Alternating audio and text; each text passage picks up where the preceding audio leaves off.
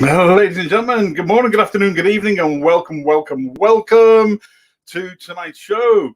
Let's just stick this up. Although he's not here, he's here in spirit. Tonight's show is looking at the Six Nations, continuing our series of a plethora of shows, looking at the Six Nations in 2021 and all the things that affect that in every single way. As I'm just talking to you, I'll just take all these off mute because otherwise I'll get the blame as normal. There you go. Big Joe Shep here, Chief Bloke and founder of the ThreeBOD Rugby Group. And I'm really excited tonight because we wanted to really exciting. There's a good mix of people on here tonight. The best that money could buy. And look, I'm even feeling all World Rugby World Cup-ish tonight. So why are we covering that old perennial, the hardy question about the Six Nations and where we're at, and is it fit for purpose? And Rugby Europe, and there's a potential of a ready-made competition, a ready-made second division, because Rugby Europe has a complete structure in place. Yes, okay, there was a bit of shenanigans going on in post-2017's competition, which saw Romania to go to the top, and there's some things where it didn't quite work out, and they didn't go to the Rugby World Cup, and it was all very, very messy. Internet scene, politics and rugby, ladies and gentlemen, would you credit it? But absolutely, it was the thing. Should Georgia be automatically elevated and Italy come back down? 1883, I think, was when the competition first started. And I am led to believe that it was the oldest competition in the world. But if Mr. David Algie, one of our very original founding members, will tell you that actually the Rayburn Shield is actually the world's oldest competition. So Wikipedia, get yourself sorted out there. It's just not true. However, it is. It was started as the home nations in 1883 for England and Scotland and Wales. And then some years later, because if you go and look at the whole overall stats, in fact, I'm just gonna throw this up here. Six Nations stats of all time is like, England at the top, followed by Wales, France, Scotland. Well, that could be the way. Do you think that could be the way that the Six Nations ends up this year? Time will tell. However, you'll see there, France only played in 88 tournaments played. It's because they were. Let me just kick it out. They were hoofed out for a while for nefarious activities is the politest way to. I don't want to upset Luke and Yannick for me tonight. So there we go. So as time has gone on, there was no other structure really in place. I think was the problem. There was an amalgamation of two World Rugby sort of sponsored organisations, which then became Rugby Europe. And I think after the World Cup in 2015, there were lots of questions asked about, is it now time? Structure wasn't right before. However, there is a structure in place now. We'll bring up that in when we talk about Rugby Europe.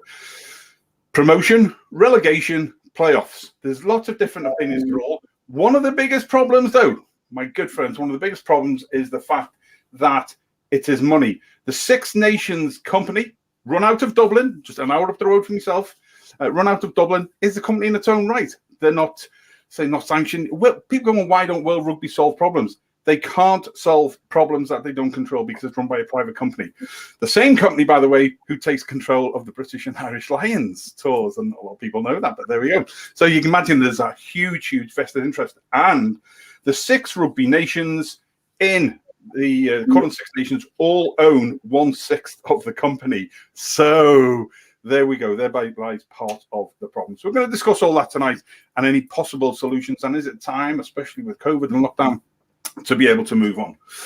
Joining me tonight are three very, very exciting people, and one who is making a long time return. Has been back, first of all, from Rugby Chat and Banter, which is their own forum. She is also 1/3 of our Welsh Rugby Roundup show host, the Dragon's Ball. She is the Welsh Wizardess. It's Rhiannon Noel-Phillips. Rhiannon, good evening. Good evening. All excited to be here. Oh,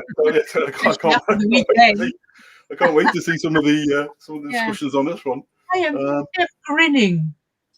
Yeah. Listen, going well for you so far. You know, soon be catching up England for that top spot forever. Who else have we got on tonight? We have got from 365 Sport and Days a lady whose knowledge on sport, rugby, cricket, and many others beside. Go to 365 Sport and Days and just have a look. Or Deb's Night Sport, I think, is another one. Phenomenal amount of stuff. The great Debbie Knight. Debbie, good evening. Good evening. How are you? I'm really, really good. I've just I've just noticed that the emblem on your shirt, and I think I've put dark glasses Sorry. on. I need More than welcome. Oh, it's not after 9 o'clock yet. You can't be doing that. It's not that type of show. Keego's not on. Keego, we sent out our best. He is pretty maxed out at the moment, work-wise, so he'll be back. So it is a Keego and Big Joe show tonight. And as ever, we are partnering. We got good friends from coffeedog.ie and supporting Dan Fun Sales Rugby Academy Ireland. When everything starts back again. Why are we doing that? Because we can. And last but not least, by any stretch of imagination, this man is a humanist celebrant. He's a good all-round egg. He is a stand-up comedian. In fact, he's the CEO of Chukda's up in the Highlands of Scotland, the Chukda's comedy store. He's a CEO and stand-up comedian there as well. He is a humanist celebrant. So much so is he a good bloke. At my nearly 57 years as an Irish Catholic, if I pop off tomorrow, then this is the man who's going to send me a good send-off. That's how much I value him. You can't say more than that to anybody. And apart from that, myself, himself, and one other were the original three blokes on episode 1 of Three Blokes of Ball and Bod. Welcome back, Haldy Pottinger. Thank you so much, guys. Good evening, good evening, good evening. And given that it is the time of year, Valentine's Day, I bought you all a beautiful rose to showcase my love. And for all you little beings, there you go. That's for you. I'll post it petal by petal through the mail for you. So crazy, man. Crazy. Delighted to be back, Joe. Delighted to be back. Yeah, absolutely, mate. Yeah, long time coming, and I know you've been mega busy. So great to have the three of you here, and thank you as ever for your time. So we are discussing the Six Nations, and is it fit for purpose? Should we have promotion, relegation, and or playoffs, and what can we do? Because there are other structures in place that can be available to support it. Dermot O'Rourke, Dermot, good evening to you. Hope that you're well. Dave Topham, White Walker #1 up there with the team of White Walkers. One half of our host from our Ulster Rugby Roundup show. Good evening to you. Gregor Galway up there as well. Joe Lyons is on the show. Kevin Rab's here. Geez, must be early for you, Kev. Breaking news. What's that? All back or okay on tonight here. Just Joe's got to tell you. Okay, keep up. I had to keep up with you all. He said Scotland would win. There we go. Well done, Kevin. Kevin is probably the male Southern Hemisphere equivalent of Debbie, who just knows absolutely everything on history and knowledge and stuff like that. And Rena Stennekamp. Rena, good evening to you in South Africa. I hope that you are well. We'll come back to your comments in just a minute. So to start us off tonight, it is Haldy Pottinger who's going to start us off. Six Nations. Given a bit of an overview, if you're just joining us, I've given a bit of an overview on it already. And I think the one thing we take away, I know we'll get onto the money, but the one thing we'll take away is the fact that it wasn't hitherto a structure in previous times, whereas Rugby Europe now has a structure. It has a rugby. In fact, there's 5 tiers in Rugby Europe. It's got the championship, and then it's got the trophy, Conference 1, Conference 2, and then a development league. So there's an aspirational level there. Darwinian world we live in.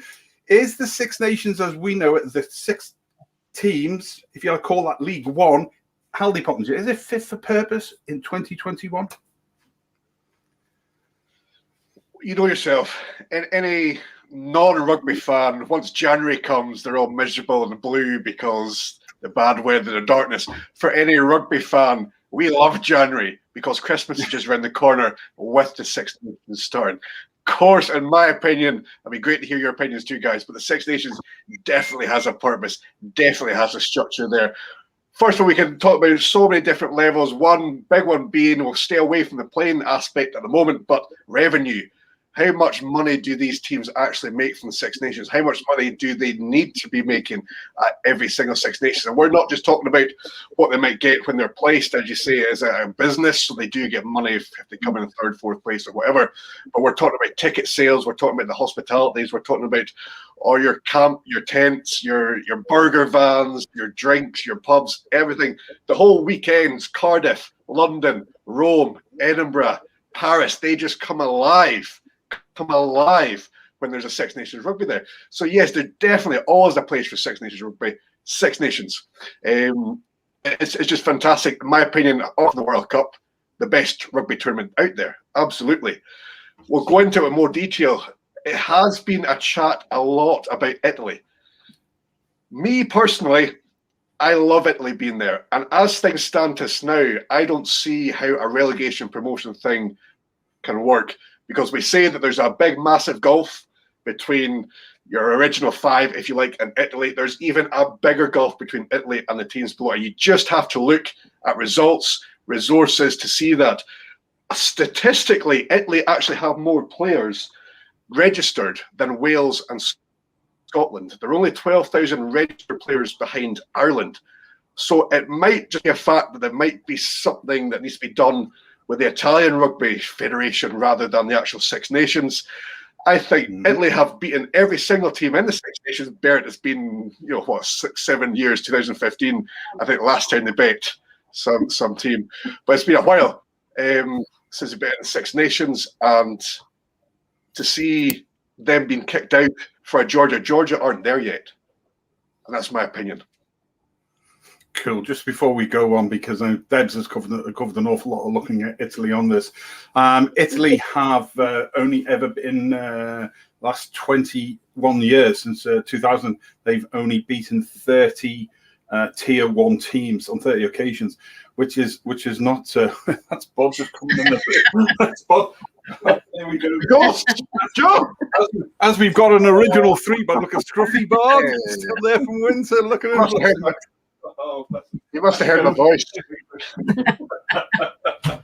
Oh, bless them. There we go. We love Bob.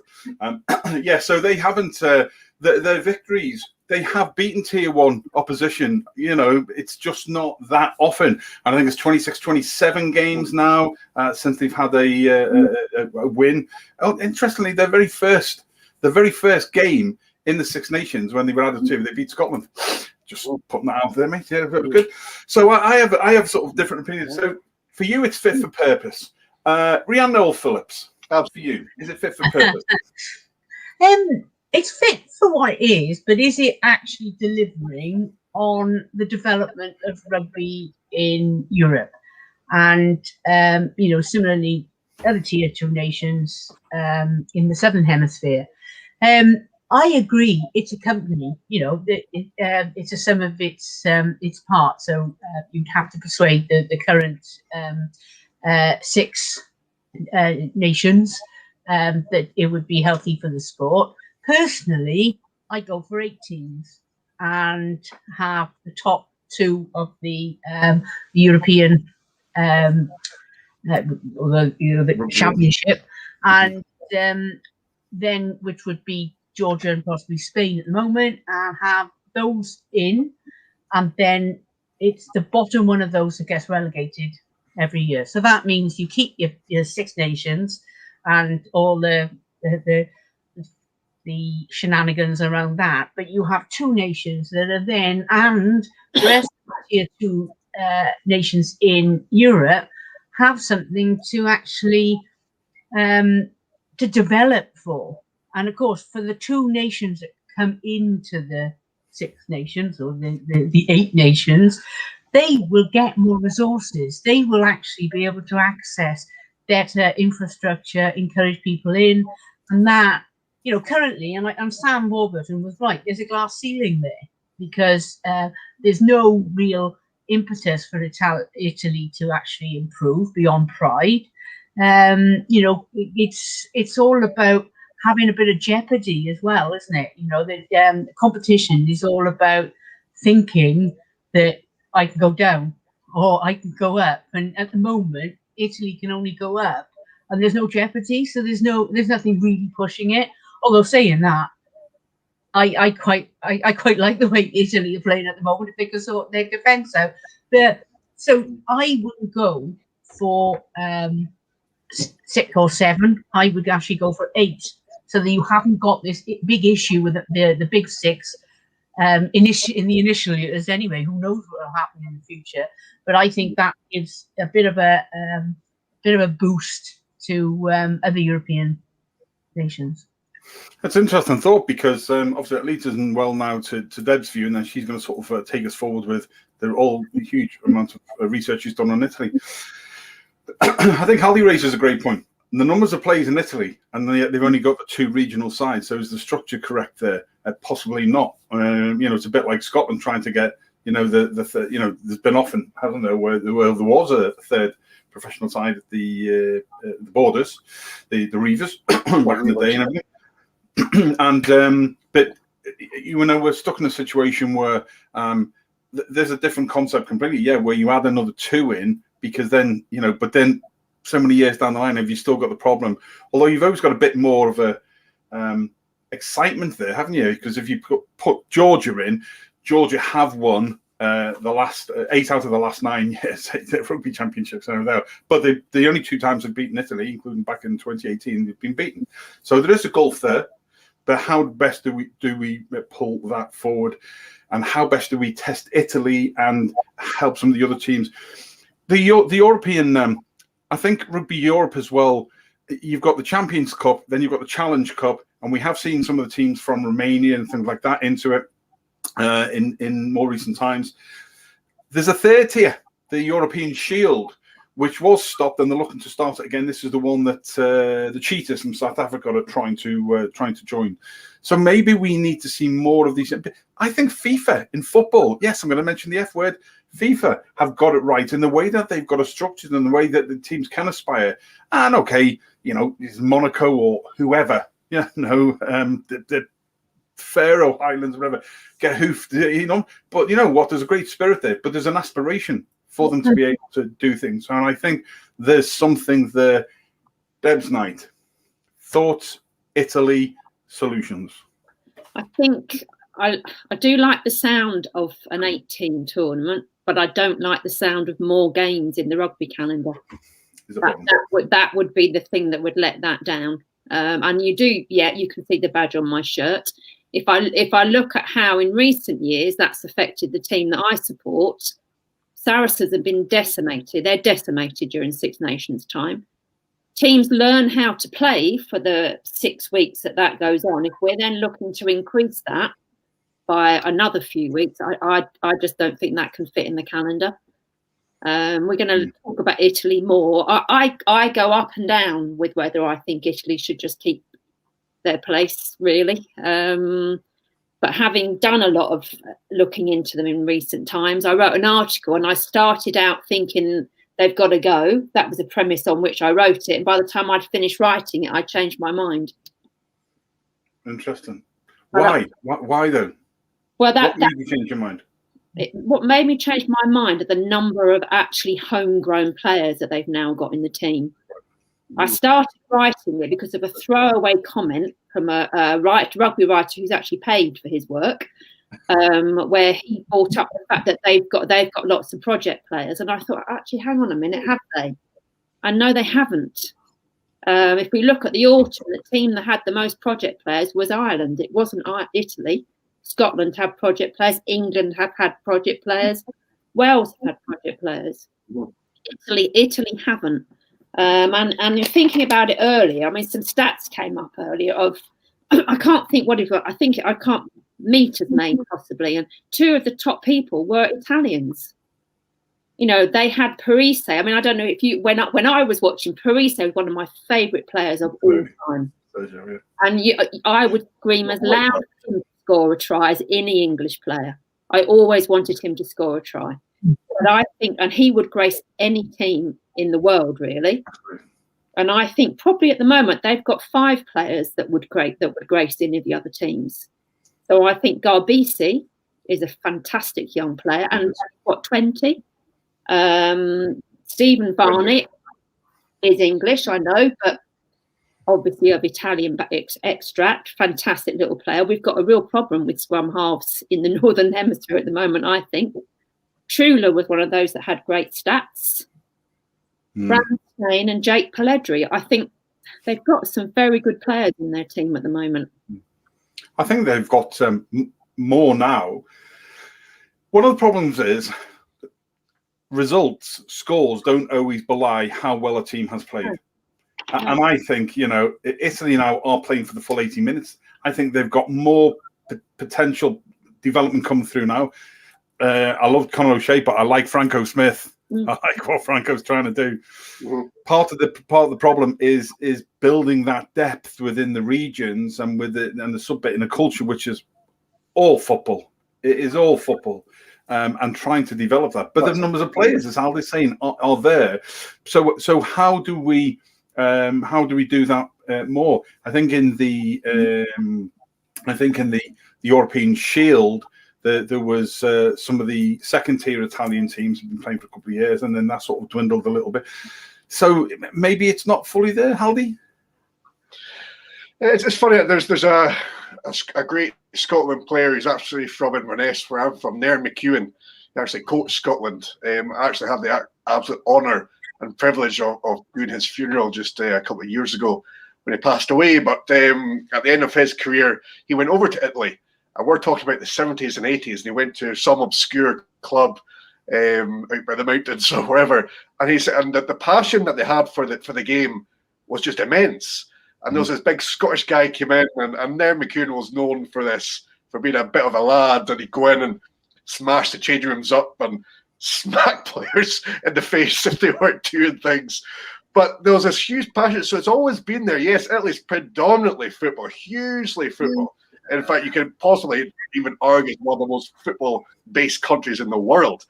But rugby is there. And as you say, the Italian team at the moment, when we've gone back, we've looked at Parisi. If Italy didn't have Parisi playing, they're going to be crap. If they didn't have, Troncon playing, they're going to be crap.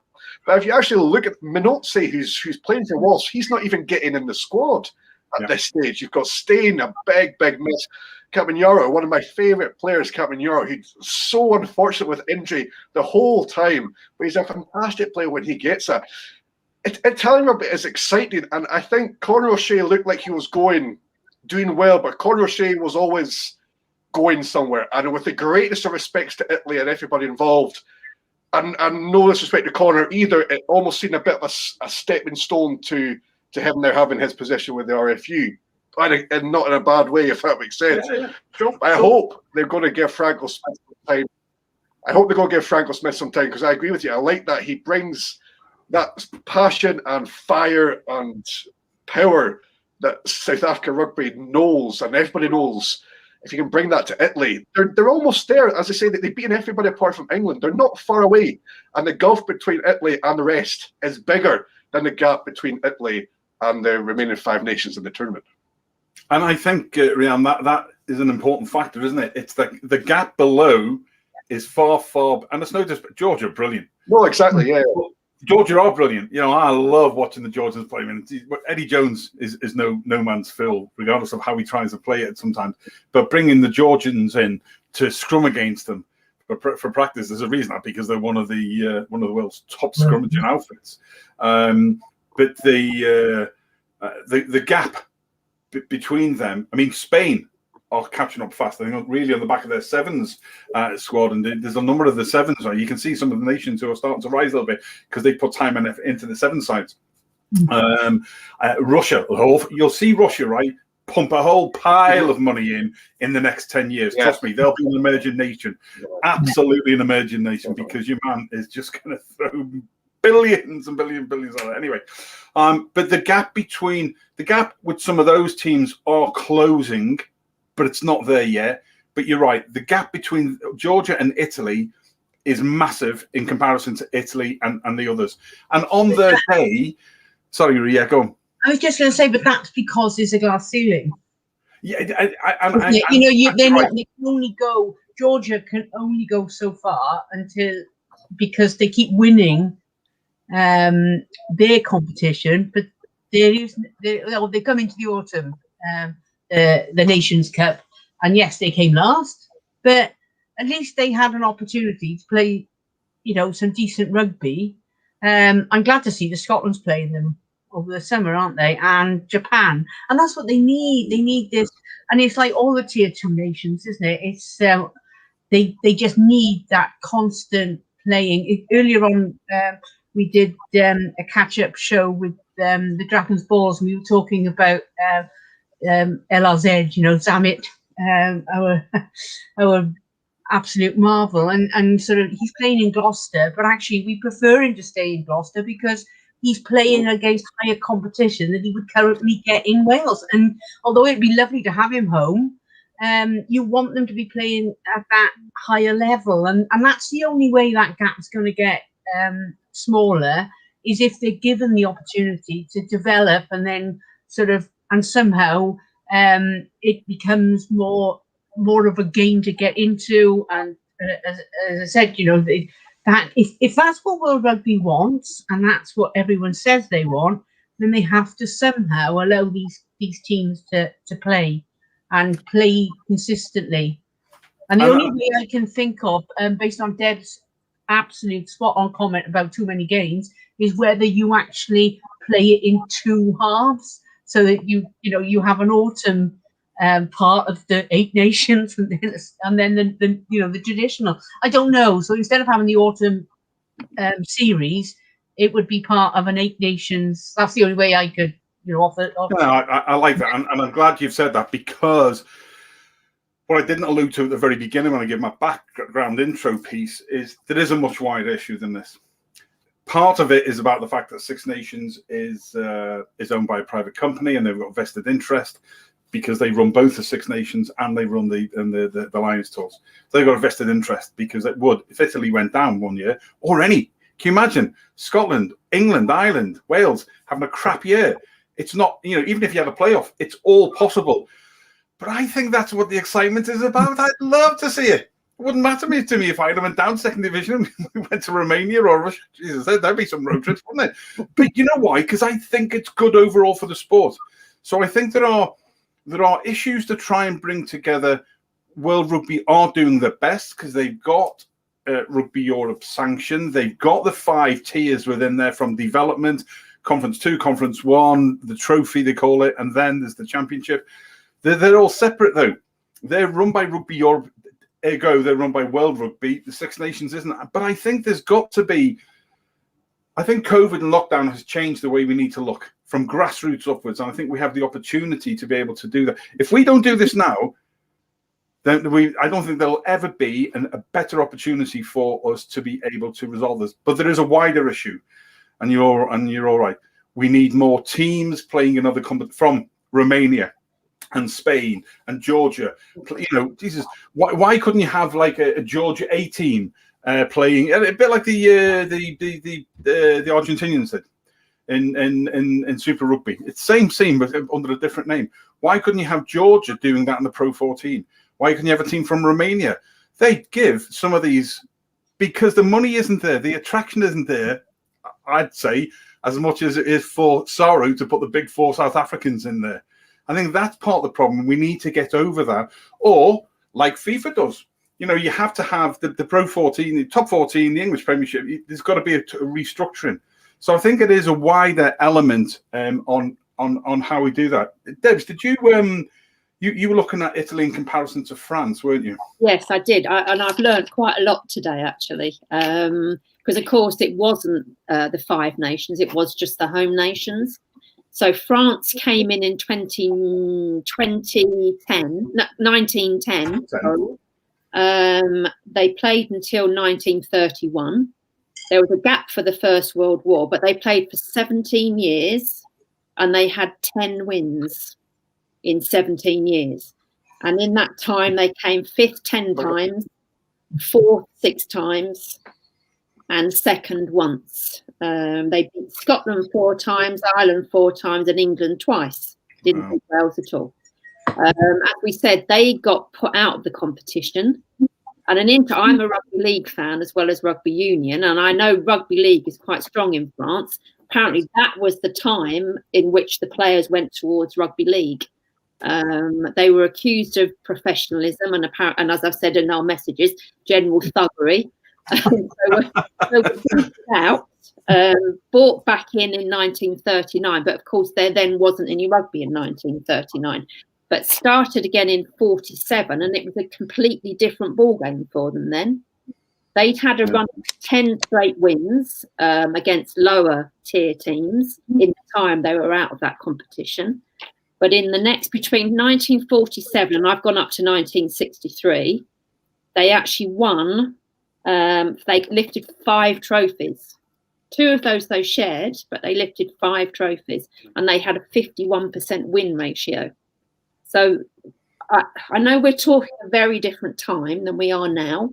If we look at the tools that are available to the game now that weren't then, But the difference between that team when they were first around and when they next appeared is just incredible. I mean, you watch Italy. I'm going to have to say the thing that concerns me about Italy is they do have an incredible effect on who wins the Six Nations. Yes. Certainly did last year, because they put 22 points on France, and that was one of the reasons that France didn't win and England did. So I think in a normal year when we've got crowds, I look at who England have got at home, and we have the blue shirts at home and the others away. In the year that if we've got Italy away, that's to England's benefit, I always think.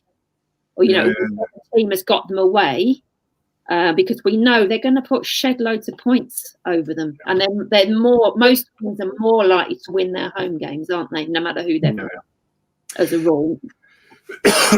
It is. Oof. We're going to take some. We've got loads of comments coming here, and then Rianne's going to cover Rugby Europe for us, which is going to be good. Ladies and gentlemen, you're welcome to tonight the Keego and Joe show, Big Joe show. No Keego, he's off on other activities for the next few weeks. Busy man. Stay safe, brother. Look forward to having you back soon. But I'm joined tonight by Dead Tonight, by Rianne Noel Phillips, and by the legendary Haldy Pottinger, and everybody is welcome to the show. I'm just gone back up there to Kevin Hur's comment. Rabs, you crazy rabbit, you may have an All Black and Hurricane on late today. Forgot to tell me. Not a problem, mate. I see these things when they pop up on my page. It's all good. So, Six Nations, is it fit for purpose? Is there a ready-made competition with the Rugby Championship, which has 5 structured levels, but sits outside of the Six Nations, if you like, Division 1, what we know as the Six Nations, because that's run by a private company. Nothing against them. This isn't a clickbait type of show. We're questioning now whether actually they are in a position where they could really help work together with Rugby Europe and to structure things moving forward. So, Joe Lyons starts us off. You mean Italy was yo-yo every 2 years, relegation and not a playoff? Relegation, not a playoff is needed. I disagree, yeah, Joe. I think that having a playoff still gives you that aspiration. Me personally, gives you that aspiration. But a home and away. If the team in the Rugby Championship, call that Six Nations Div 2, because there's 6 of them in there. If they did the playoff, I think that would be a really good aspiration. And if they're good enough, then they'll win. Rather than this promotion and relegation where they would just yo-yo if somebody's having a bad year. Gerald Williamson. Gerald, welcome to the show. As ever, there may be problems with promotion and relegation as far as the Six Nations are concerned. That problem is, again, the ownership of the competition, each of the unions' ownership. Yeah, absolutely. We covered that one as well, mate. Well done. Excellent. Joe Lyons, the top echelons of rugby are just like that of the cricket ladder. The top teams protect their place. Well, we've seen that in the English Premiership as well, where we're trying to do ring fencing, and I'm dead against that as well. It pisses me off. Why? Because 12 of those teams, in fact, 12 of the teams, 11 currently in there and 1 in the Championship. 13. 13, is it? Yeah. Actually own the rights. While you've got them owning the rights, it's no different than Six Nations. So you've got the same problem. Private companies, and people go, well, rugby should solve that. They can't, because they set the laws and they set standards, if you like, but they don't have the overarching thing. So it's the same problem. Chester Donnelly. Chester, good evening to you. Europe T2 needs to be professional before we can have relegation. That's a very good point that was brought up. You're right. The Premiership Rugby is in the same effect for that. The problem, and that comes back down to having the teams from within the countries allowed to play in some of those competitions and having that structured properly more. So having the third tier behind the Champions Cup, the EPCR Champions Cup, Challenge Cup is the European Shield, and having that regularly and having enough teams in there with an aspiration that they can automatically win goes into the Challenge Cup, automatically wins the Challenge Cup goes in. Why not? That's the sort of things that we should have. Brandon Smith. Rianne's triple co-host on the Welsh Rugby Roundup show in his guise as Brandon Smith Rugby. Go and check his channel out. Very, very good stuff. Italy this season have improved halfback pairing, which will grow together. Varney is 9. I didn't realize Varney was 19. I thought it was slightly older than that, but that's pretty cool. Their attacking stats look really good, and they look naive in defence. Yeah, they are still a bit naive. Their D and their kicking the other day, I think, is what let them down. We'll come back to some more comments shortly. Rhiannon, Rugby Europe. Right. Well, actually, I'm just going to follow up on Deb's because basically, once a bit of history now. When France left the Five Nations tournament after 1931, it joined with Italy, Romania, Germany, Spain, Belgium, Portugal, Netherlands, and Catalonia to create the International Amateur Rugby Federation, FIRA, which is now Rugby Europe. Yep. And then obviously from 65, FIRA attempted to revitalise the European competition by creating the FIRA Nations Cup, which ran from 1965 to 1973. At that point, France fielded a France A side, which was made up of mainly university students. While they won a lot of the tournaments, Romania also had their share of tournament titles. In 2000, the competition lost France and Italy because they went off to the Six Nations. The European Nations Cup, which has been running, since 2000, Romania won the first, and Portugal, the 2005 and 6 championships also served as a qualifying pool for the 2007 Rugby World Cup, in which Romania triumphed. From 2010 to 2016, there was a competition and promotion and relegation for the first time between groups going forward into successive competitions. The top two divisions, previously 1 and 2A, were redefined as 1A and 1B. Both had 6 teams, previously 6 and 5. The next 4 levels, which were previously 2B, 3A, 3B, and 3C, became 2A and 2D under the new system. The Division 1 groups had 6 teams, meaning more matches and thus more travel. A significant fraction of the players that are assumed to be professionals or semi-professional at that point. Division 2 only had 5 teams, usually meaning 1 home match and 1 away match in the autumn and the same in spring. The Division 3 was a single location, short time period of 1 week or 10 days tournament, organised once a year. The International Championship, which was the new format from 2016, from September 2016, the European Nations Cup became the Rugby Europe International Championship, made up of 5 levels or division. So the Level 1 Championship, the top 6 ranked European teams outside the Six Nations contest an annual title, and this replaces the former Division 1A.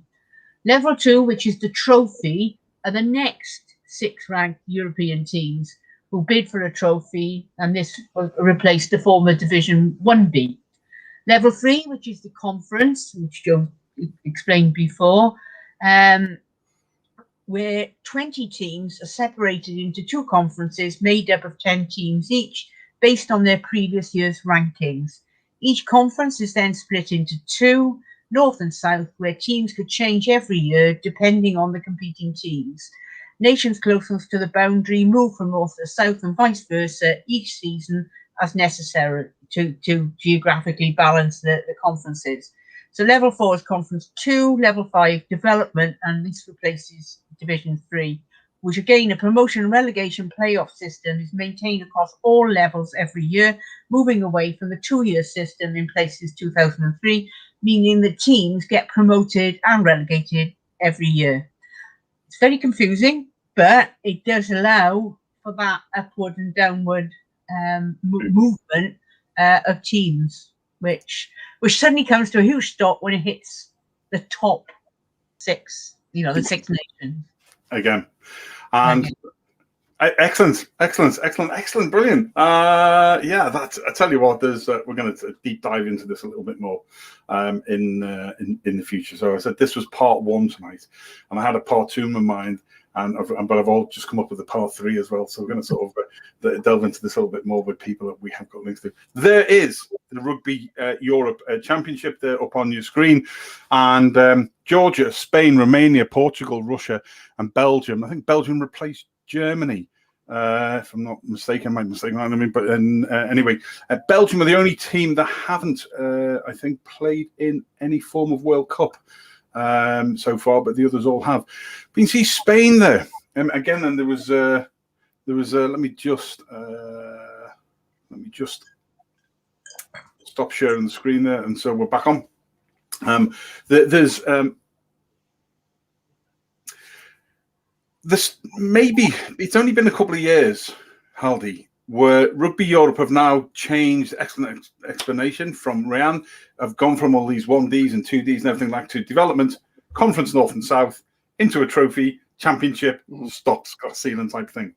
Maybe it just needs more time, where you can see the likes of Spain come through, and I can't. Rob Taylor, in fact, it was, but a very good point that I've been talking about for a while now.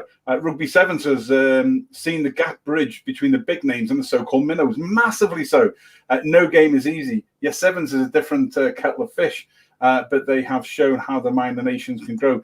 And I think the spin-off to some of the players coming from the Sevens into 15, interoperating between the two, has been massive and allowed the likes of Spain and other countries like that. Kenya, I mean, look at those in the Sevens.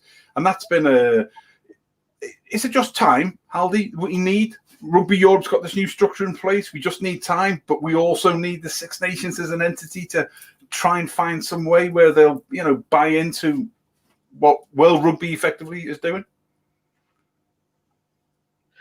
It is, and I think we're all in agreement that they will need to look at some kind of restructuring soon.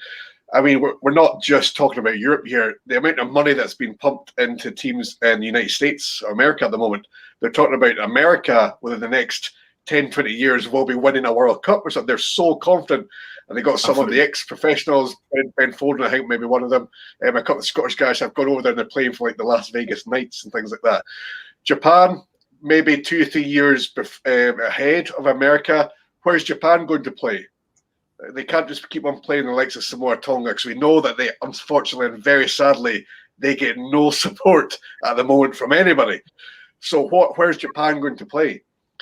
It almost might follow a pattern when we go back to football and we see that we've got the World Cup and we've got the Euros. There may even come a time in the future where you might have 2 years of qualifying matches for a European competition that runs bilaterally with a World Cup. That's going to be exciting. I would hate to lose the Six Nations. I really would, but I suppose you could say it's a good problem to have, that we've got all these new nations banging on the door and things like that. It's a good thing, but it's a massive problem. It is, and it goes back to why I asked the very first question and I asked you to answer is it fit for purpose? It is. I think everybody agrees that, but we could just probably be doing more now to supplement. Debs was saying that T20 cricket is sort of done in the same way. I think football has worked, has proven that they can put those structures in place, to aspire to. But then that's one organisation with one company and thing running it is probably again where the problem is. So how do we? How can we get around? What can we persuade the Six Nations Rugby Limited, based up here in Dublin, an hour away from me, to do? Deb, what would you say to them if you could sit them all down in a room and say, "Sure, lads, don't be worried by it. You're still going to get all your money, but what's the answer?" I'd say they need to think outside the box and think about the wider game. It's a massive problem in cricket at the moment with the big three. I could bash their heads together, actually. So perhaps rugby's not as bad, but they need to think about the wider game, because cricket is king. Football is king virtually everywhere. And they need to have a playoff situation, I think. Because Rianne is right. You have to have something to aspire to. And if you're not playing against the best, how are you going to become the best? So I think a double-header relegation game, except that's 2 more games for the country involved in that. And looking at the past, it wouldn't always have been Italy in their 21 years. They did finish bottom more often than not, but not always. So is there some thinking there for the other teams that have finished bottom of that league? But the trouble is, do companies think about the wider game? You know, there's Premiership rugby are closing for a season because of COVID. Totally get that. Yeah. But I think it's going to be a precursor to closing full stop. They're a company. They're not going to think about all those teams underneath them. And that is where I think we have a problem. We're talking about a money-making organisation, aren't we? We are, and getting them to change any bit of their pie. They want to expand their pie, not sort of relinquish any bit of it down. When you look at the Six Nations all-time table, so Italy have got the wooden spoon 14 out of the 19 seasons that they have been playing in it. This was last year's one, obviously. Excuse me. So it is a bit daunting when you see it. But we go back to the sevens bit again. I think one of the things that you're going to see coming out of COVID and lockdown is more sevens being played locally, because it's proved such a thrilling competition as a game. Look how well the Americans have done. Hardly talking about the Americans. Obviously, we do some stuff with New England Free Jacks with Dan Stanford. But I've learned so much. Wow! I tell you what, I genuinely believe that this time round, the MLR. Its time is now. Its time is now, and that's why they're pumping money in, and why the likes of Adam Ash and people like that, the Kiltinis, and all that. There's lots and lots of players going across there, and likewise, who's buying into into the South African franchises? American money is buying in because they're coming north, because they all see it. It's growth all the way round. Money. It is the root of everything. We need to find a happier medium to be able to try and do something. Joe Lyons, an option is to have a development team in the EPC. I think it's the Europeans, professional rugby. I think it's talking about. That would be country specific. So Georgia would have a development team, as would Spain, Romania, blah blah blah. Fiji. This would develop player. In the European and then in Super Rugby as well. This would develop a player pool and ability for those countries to be competitive. Again, very interesting stuff going on in the Southern Hemisphere now. You've got Super Rugby Australia, you've got Super Rugby Aotearoa. It's all, there's potential here globally, I think, more than we've ever had, but we need to, I think World Rugby needs to work with these a lot more to put some pressure on to be able to see that. We discussed on one iteration of the show about a year ago, and the whole idea of having, when we looked at tier 1, tier 2, tier 3 rugby, was development of it, which is all tied in. And one of the conclusions we came away with was that tier 1 teams should be shadowing a tier 2 and a tier 3 team, and should be, it's all about time though, isn't it? Because everything is crammed, so many games.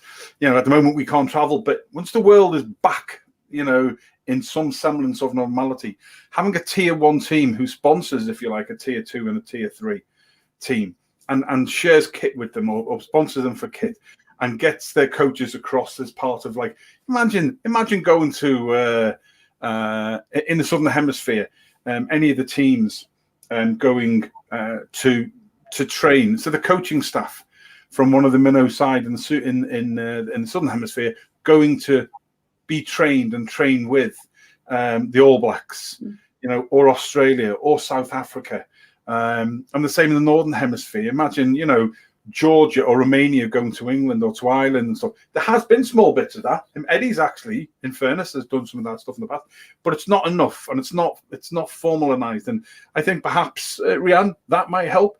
Yeah, and all the stuff. There is a model there, isn't there? When teams tour countries, especially, there is a lot of sort of training and helping out with the smaller clubs, but to formalize it into, the difficulty is if you're going to shadow 2 teams, isn't it? That's, again, we're talking about easy times. What happens to tours, development tours?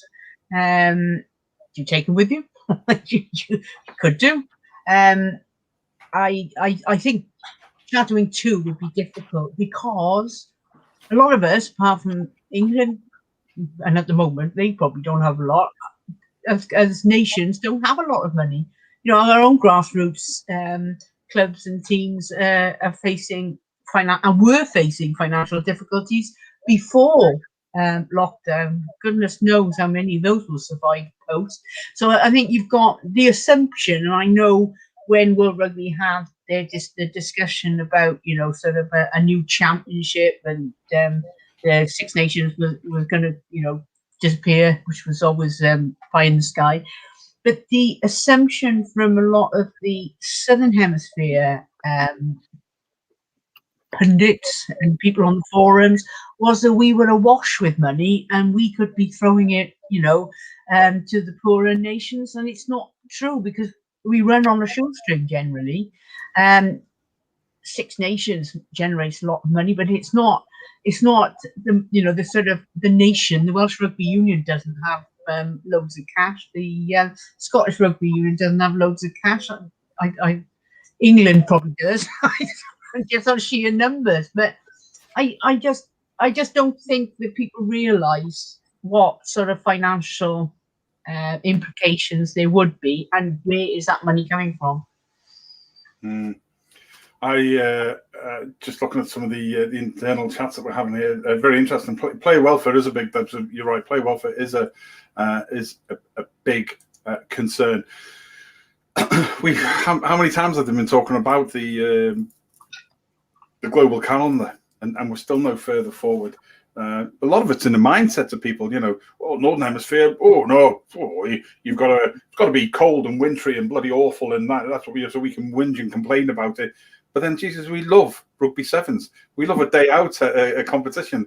In the sun, you can have a few beers and put your sunglasses on. So the dichotomy of that is just a little bit bizarre. I think overall the structures need to change. It's not just about the Six Nations. The Six Nations, yeah, you're right, Debs. Yeah, rugby league is summer rugby. There might be a thought that you can combine the two back together again. Well, I tell you what, some would laugh at that, but we're not that far away from it. We've got this bloody hybrid union and league thing that's been, that's caused half of the problems over the years in the styles that we've adopted. So we're not that far away. But Hallie Pottinger, a couple of minutes left, really. What's the initial thing in the next sort of 2 years or so coming out of lockdown that you'd like to see? That do you think is feasible? We've taken the Six Nations, but there's some other issues around it with clubs playing in competitions, discussions more, letting go a little bit. What would you like to see as a rugby fan? Coming from the Highlands of Scotland, where I'm used to playing rugby in horizontal rain and things like that, I've been a big supporter of summer rugby for a long time, mainly because your games would get postponed. Even without COVID, the amount of games have already been postponed in the Pro 14 because of frozen pitches. I think the Glasgow at Scotstoun, the 4G pitch got frozen. Why not play summer rugby? We don't know. Is that football taking a stand on it? I don't know. If I had a magic wand right now, and you could cause a lot of damage, but you could do some wonderful, wonderful things. We haven't, and we won't speak about tonight because a huge other discussion to have. I would like to see kind of more competitions align more so in time zones, which might sound a wee bit funny, but there has always been talk. I don't know how realistic it would be, but talk of South Africa. Is there even an argument for South Africa coming in? Because it's quite obvious that they're not that keen about playing New Zealand, Australia, Argentina. They didn't need much persuasion to kind of, when they're trying to get them together through COVID and things like that, they didn't need much persuasion to say, no, we're all right over here, we'll keep the Curry Cup and things, and that'll do us. I would love to see something like that. Yes, we're all in agreement that structure needs to take place, but magic wand, imagine a Six Nations tournament with a relegation battle, but you also had South Africa in the mix. And who knows, in 20 years' time, we might have America involved, or Japan will want to play somewhere. Russia's going to be coming up. It's exciting. It's exciting for international world rugby. It is very exciting. I'm just looking at Scott Graham's comment there, Joe, to improve the Six Nations. I think the Six Nations should let in the South African side, an A side, not the national, not the Springboks. I think that would improve other nations' side. it might have to bring in another European team to make it 8, which goes back to what Ryan was talking about before. Who else is on? In Madrid, our ambassador extraordinary from Ulster to the court of Madrid. Hola, Ian. Hope that you are well. I tell you what, the whole South African thing, it's been cannily, to use a Scottish expression, it's been cannily sort of put together by one Erasmus. And it's like the 4 teams coming north, regardless of what you think, that's what's happening. I'll give them 1 season before they're in the Challenge and Champions Cups. And I think it's only a matter of time before something, I genuinely believe we will see a change to the Six Nations in the next 5 years. And I think it will become almost global regional. The Big Six in our league, the company that own it, Jesus, they what am I talking about? I'm not, one of those big players like that. But I'm sure that however it's going to be carved up, they'll be at the top of being able to do it. You can lead or you can be pushed. And I'm sure there's lots of stuff going on behind the scenes that will be able to do just that. I think it is a real exciting time. I think the next 10 years in rugby is awesome. In fact, there was one, Chester. Yeah, good point, Chester, actually. Don't just think about football and cricket in Europe. Sports like basketball, volleyball and handball are more popular. And everybody's competing. So therefore, we need to maybe a bit of KISS methodology. Keep it simple. I'm stupid. And have a little adaptation of that. Chester again goes on to say, how about playing indoor sports like basketball in January to March? We continue to put ourselves outside in the winter. Yeah, Jesus, when you get to a certain age as well, it's when you get to a certain age, you look back and you think, yeah, that was great. Jeez, but at the time, you think to yourself, oh, why am I doing this? It's just not great. It's just not clever at all. Who else have we got on? Eduardo from the fantastic International Rugby Forum and page. Kick it to be having a place in South Africa and Japan. Yeah, good man yourself, Ed. He's such a wind-up merchant, but actually I think he believes this one as well. So kick Italy out and replace them with South Africa, and Japan can take South Africa's place in the Rugby Championship. Maybe add a couple of Pacific Island teams like Fiji and Samoa. Absolutely. There we go. And who else did we have on TV? TV rugby played in summer would get the TV rating, and that's where the big money is. And I think that's one of the things we have to take into consideration, Debs. The fact that there are companies and stuff, and we're trying to. Rhiann's right, actually. I posed a question a bit sort of tongue-in-cheek because we covered it before about Tier 1 supporting Tier 2 and Tier 3. It's not financially viable. It's going to be even worse now coming out of this. There are some rugby teams who we're not going to see again in the lower leagues and divisions. They're just going to go. I think a lot of players are reassessing their playing, what they're doing. And they will go... They'll take pay cuts to go back home to the home to spend more time with the families. I think you'll see more of them setting up businesses and things. And the former Leinster and Clermont and Scottish lock, Fraser Hines, is doing a fantastic job with Gaelic Premiership there on doing that and looking after players more. We're going to have a show back on telling for him to tell us all about what he's doing. Debs, what would you like to see? An interesting point there about players reassessing. I think that's absolutely right. We look at Ireland's Caelan Doris at the moment. Yep. And there's a young player in his 20s. We could be looking at the end of his career. How many of them are actually going to... I mean, that's a whole different show, I suspect. But, yeah, I think you're right. I think the issues that have been raised with concussion and what happens once you're in that situation means we're going to see fewer players. So then does that make it more difficult to spread the game? I would like to see a relegation game for the Six Nations, but isn't it lovely to go to Rome in February? It's wonderful. It's just the best week ever. If you go for a week, I would say.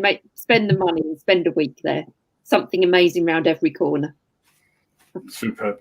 John Dennison, who runs the fantastic, absolutely, go and have a look at Rugby World Memorial online and the great work that John does there. So there are 13 Georgia internationals playing in the top 14 France this season. Individually, this can help player development. These guys can then take their skills back, new skills to Georgia. This is parallel to Rhiann's comment about Zamet playing for Gloucester. Absolutely. Great to see you on there, mate. Great to see you on. And Scotty Graham says there'd be no more Calcutta cut if that happens, if we change it all around. But there we go. No, I disagree. I think you can still have these competitions. You'll just, they'll find a way of playing for it within the competition they do, because it's a periphery cup, if you like. It's like the Doddy Weir Cup for Scotland and Wales, isn't it? It's the periphery things within the overall thing. It's like a sort of bolt on, if you like. And again, in fact, actually, I don't even know who owns the Ray-Ban Shield at the moment. We need to get David Algie back on the show. Debs, thanks for that. Rhiannon, finish us off with where you would like, if you had a magic wand to turn things in the next couple of years, what you'd like to see. I would like to see far more opportunities for the tier 2 nations, and although we've been talking about Europe tonight, that goes for tier 2 nations across the globe. I think it's really important, as it's been pointed out, there are so many other sports all competing for airtime, etc., that we really need to be. The future of rugby in the Northern Hemisphere is dependent on the game developing and getting bigger. And at the moment, I think we're heading to stagnation. It's, we've been talking about the differential between the top 6 and the rest of Europe, and that gap's only ever going to get bigger. And I think we're sort of we're almost looking. It's a bit like a David Attenborough moment, where you're looking at your own extinction because you're keeping a certain sort of elite 6 teams or 6 nations. They're making money even because everyone loves it, and then just watching the rest of them sort of die off. Absolutely. So on that extinction moment, I'll hand over to Deb.